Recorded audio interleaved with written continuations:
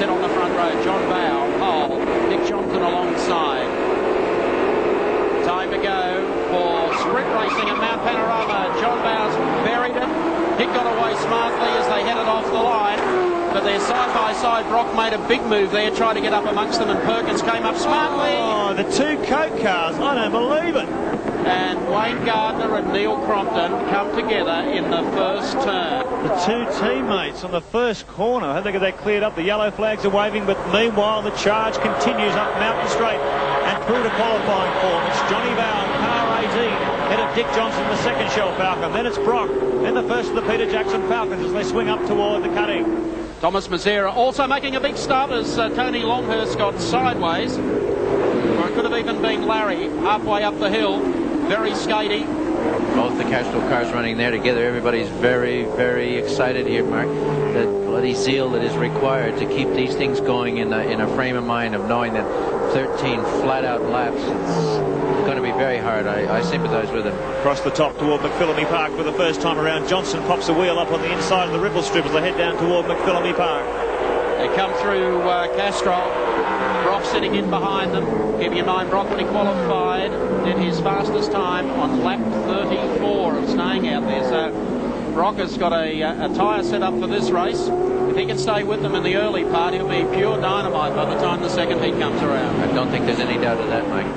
He found a winning combination. Simmons Plains going with the harder rubber. He wore the rest of the opposition down, and boy, he's got plenty of speed aboard 05 today with these harder tyres. So keep an eye on Brocky as the laps unfold at Mount Panorama today. So track temperatures a bit higher.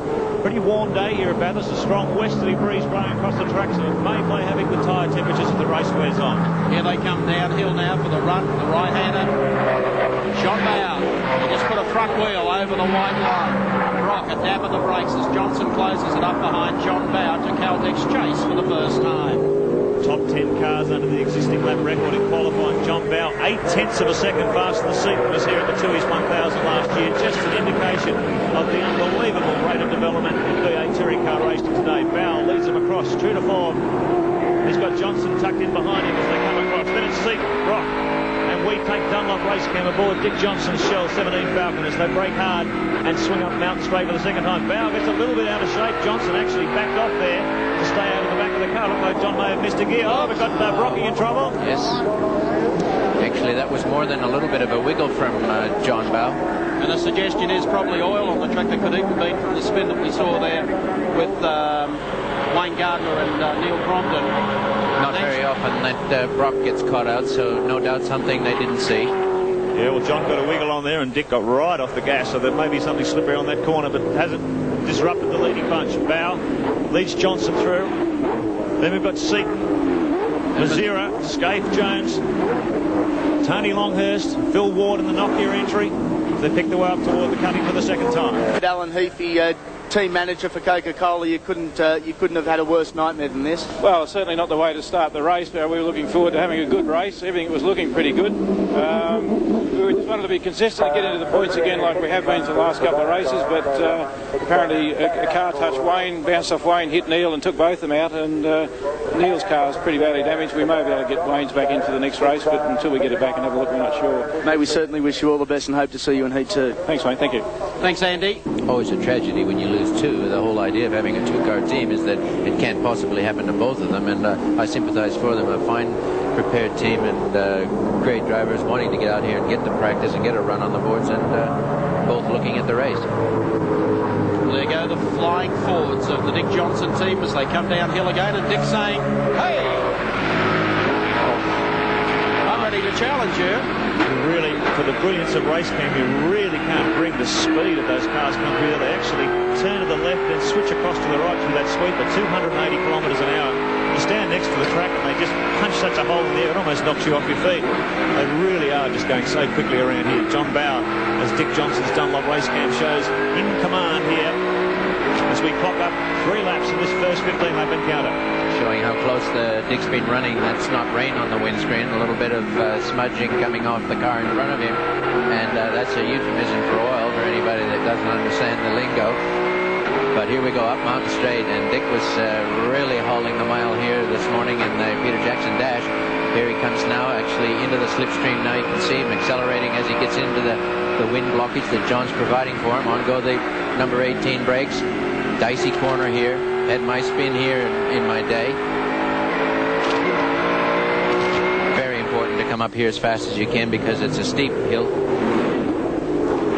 BP cutting. Mark just said a moment ago that standing down there for the warm-up this morning, watching these cars punch down Conrod Straight yesterday with Alan Moffat, Richie Cornford and Johnny Goss. Even you winced yesterday at the speed of the car. Yes, I did. And not just the noise hearing them coming down, but just the absolute fearless approach that they're taking to Castrol Chase. And not that this is any chicken run across here. Here we got a fantastic shot of them going over Skyline, and as you can, why they call it Skyline, that's all you see is daylight.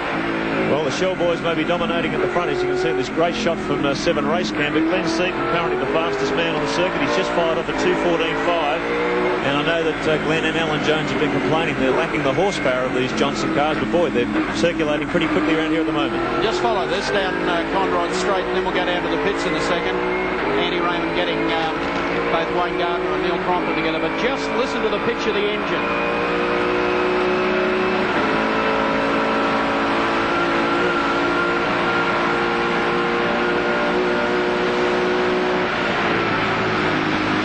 Oh, dramatic stuff.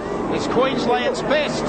Comes through to take the lead. He loves this place. He drives it better than anyone else. Let's go down to Andy. Yeah, thanks, Mike. While the Shell boys are doing battle, I've got a very dejected Wayne Gardner with me.